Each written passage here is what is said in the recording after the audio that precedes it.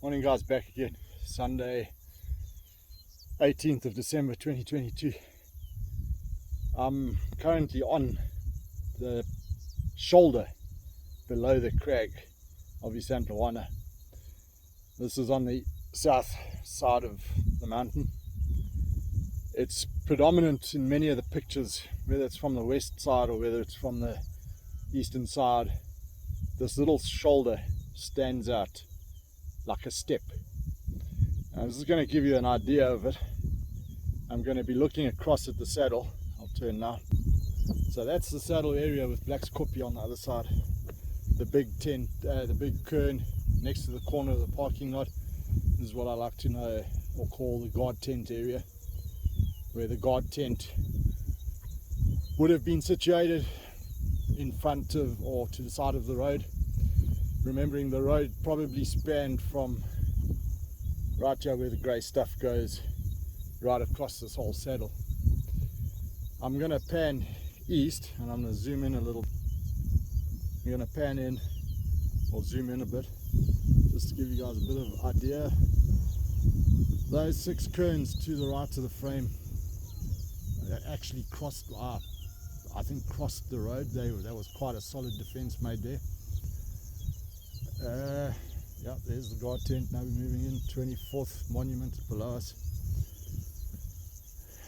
Colonial Cemetery coming into view. There's the Colonial Cemetery.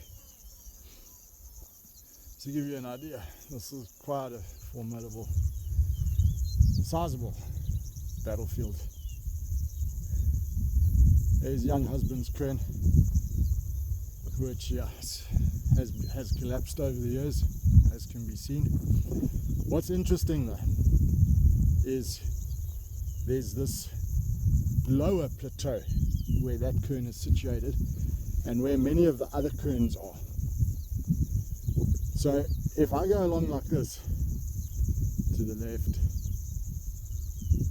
right to about there, you can see how that shoulder runs down in the foreground next to the mountain itself. And there's the mountain right here.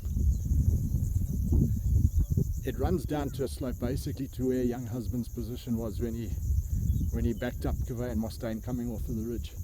He's basically retired in a straight line up along this plateau and then up onto here. Interesting thing is, where I'm actually standing at the moment is a good 10 meters, 15 meters higher than Young Husband's cairn. If I zoom out, you'll see it better. And there's a sizable cairn up here too, where my lady is standing. We pan around. This is very steep terrain. No horse is going to get down here. No, yeah, I doubt any infantry would have got down here happily either. The thing is, what I'd like to show you guys is from here what view you can see of what's actually behind Isandlwana. And the Zulu right horn would have been advancing along this area, which is clear and void of bush and shrubs, to cut the road off and to come in up here behind the neck. Remembering in those days, if there was 1 or 2 thorn trees on this battlefield, it was a lot. It was grasslands and open. We come back here, the dead thorn tree in front of me, you'll notice between the 2 branches on the left, there's a big rock in there. Shepstone, Captain George Shepstone, that was up on the Inyoni Ridge, is buried down there behind that big rock. Where that big rock is also a sort of plateau. It's a flat piece of ground, and in front of it drops off. So what a excellent position to try and halt the right horn from coming around. Yeah, just one of those thoughts that I have.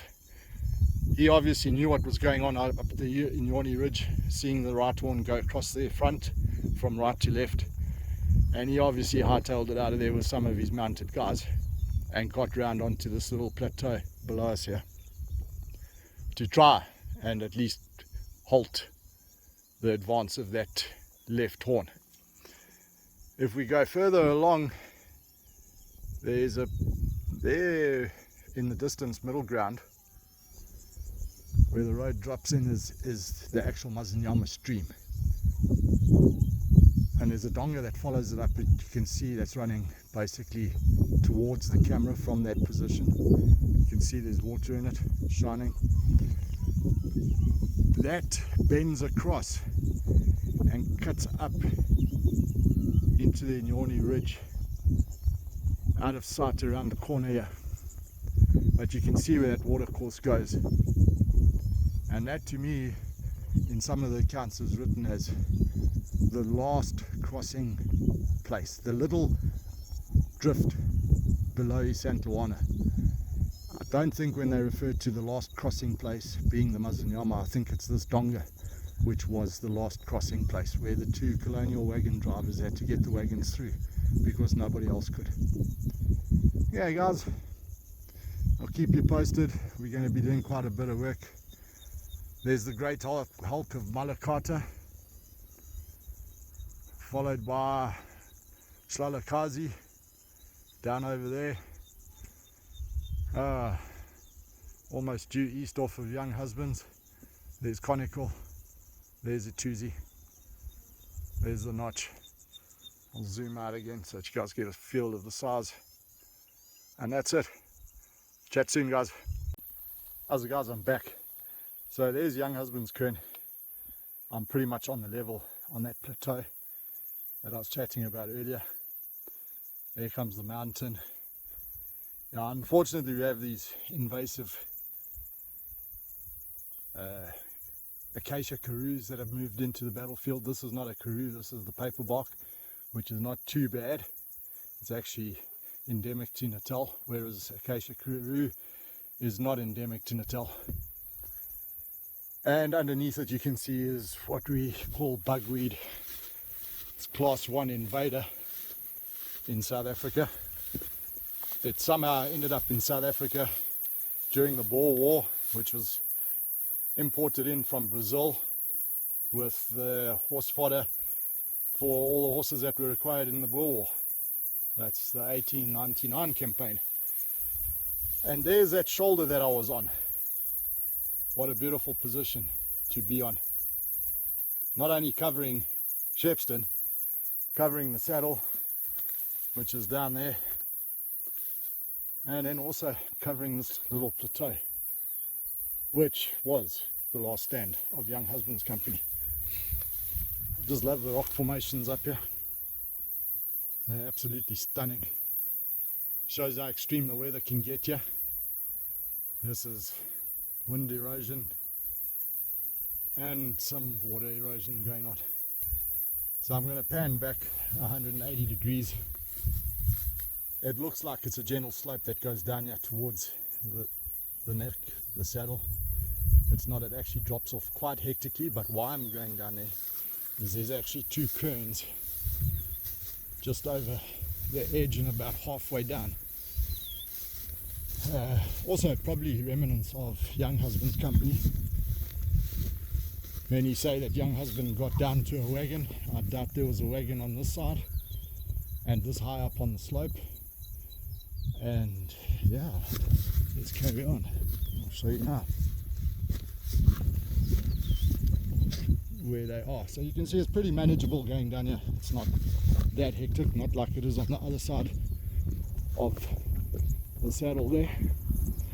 And there we go, there's one of them, one of the kerns, and the other one's just over there around the corner. In actual fact, there's three down here. There's this one, and then there's another two behind that block pile over there. Also, like I said, probably remnants of Young Husband's Company that got down here. Cool guys, chat later. So guys, there's one of them. That's a big kern. I'm putting one or two bodies in there, or it's somebody of importance. It's a big kern. Just over there to the right, there's the other one, as can be seen. These guys haven't been painted since the 140th, where the two halos are, directly behind the the aloe in the foreground, you'll see the white rocks, or what's left of the white rocks. Yeah, coming back, this slope's not too bad. It is pretty steep, but it's not unmanageable. And then just to give you an idea where that other cairn was, that's over there, just between us and that little dead tree that's sticking out over there. And to show you in relation where we are, let me zoom out here.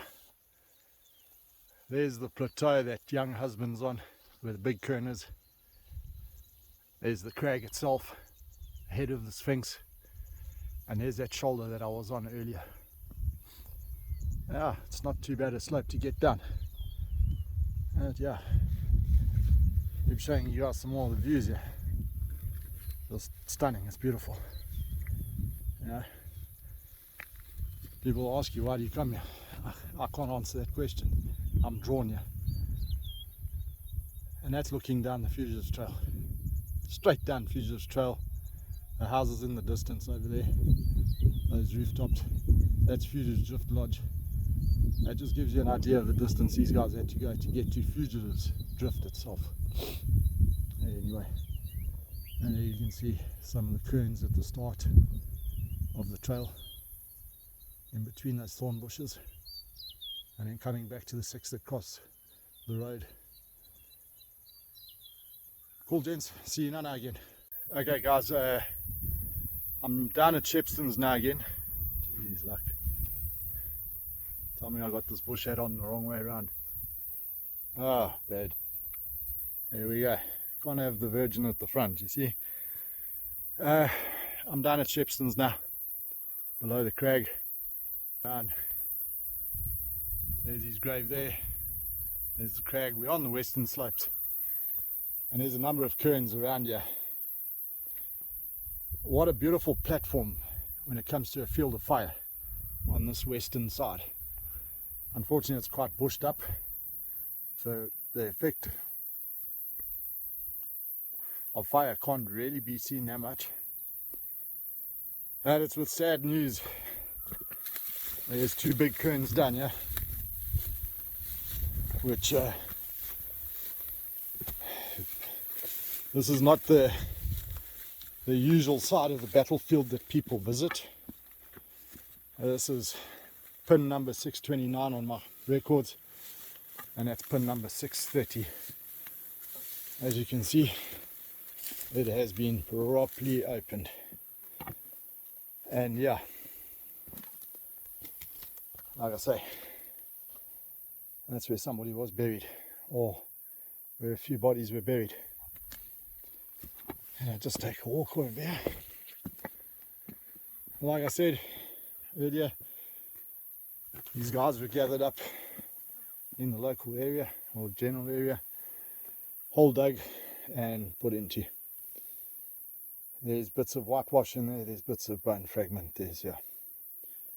Like I said, unfortunately this side of the battlefield is not visited that regularly.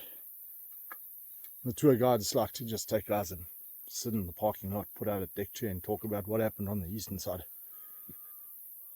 There's a 50-50 split between the cairns on the eastern side and the western side, and I draw that line in the middle of the saddle. So yeah, pity they can't bring their deck chairs around to this beautiful spot. Lacquer guys, I will repair this cairn now. As can be seen, they're pretty sizable rocks. There is evidence of whitewashing. I GPS pinned them over a 6-year period. I'm in the 6th year now, still working with them. And yeah, not a lot changes, eh? There's that beautiful woman that supports me, affectionately known as Nix. Yeah, look at the field of fire onto the western slopes here. Look at this, guys. What a position to have. Unfortunately, there's bushes in the way, but yeah, I'll step forward a little bit and check at this. Look at that, guys. What a field of fire. As I've always said, I think Shepston knew exactly what the right one was going to do, and that's why he got round this side. Cool. Let me fix up 6:30. Hey guys, how's it? I'm back. A little bit of hard work going on here, building, repairing cairns. And what I'm, as you can see, I'm directly below Shepston's grave, probably about 25 meters down the slope from where he's buried. Unfortunately, it has become so overgrown here. It's scary. As you can see, I'm standing in the middle of acacia, karoo, thorn thickets. And he has 3 cairns which haven't seen whitewash in a while, probably from before the 140th. I remember at the 140th, the cairns just above these, which are about 10 meters away, over there behind that bush, were whitewashed but had been freshly opened as well. So yeah, slowly but surely we're going to start losing these things, and it's heartbreaking. Martha is not doing anything. I don't know what the War Graves Council's doing about it. Yeah, back in the day we used to have the National Monuments Council, which looked after all the stuff, and the battlefield remained in decent state. You know, it's, yeah, what can I say? I visit this place up to 3-4 times a year, and I can't keep up with it. So yeah, when it comes to dealing with the Marfa, it's just pure bureaucracy the whole way through. Strange thing is, if you want to land a helicopter on the bloody battlefield, or if you want to fly a drone over here, they'll give you the permissions. Yeah, it's a legal requirement from the civil aviation side that being a heritage site, you require landowner permission. So yeah, you know, they're quick to respond to that sort of communication. But God, don't mention a grave or a cairn or the maintenance thereof. You just hit brick walls, man. Okay guys, hopefully next one will be a bit better news than the cuck that's going on the western slopes here. Anyway, cool guys.